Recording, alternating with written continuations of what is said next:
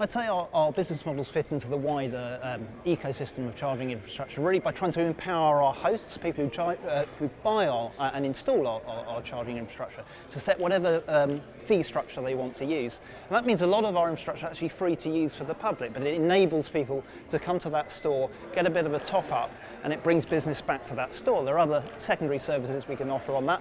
Other of our customers will like to set a fee, levy a tariff on the charger, and that's entirely up to them. We put it right up to our customers, always with the driver in mind. We try and make that charging infrastructure available everywhere, easy to use and smart.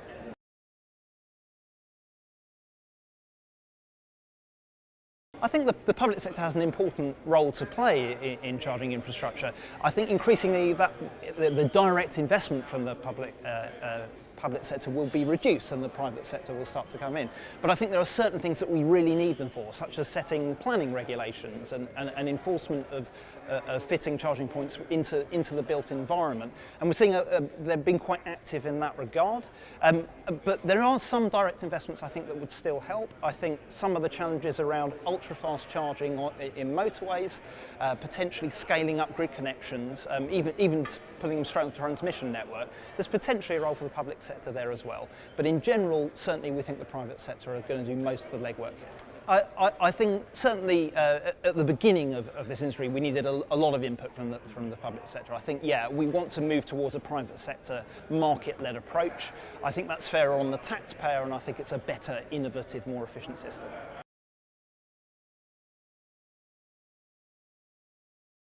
I think the thing that's most exciting for anyone in this space in 2019 is the arrival of the right-hand drive Model 3.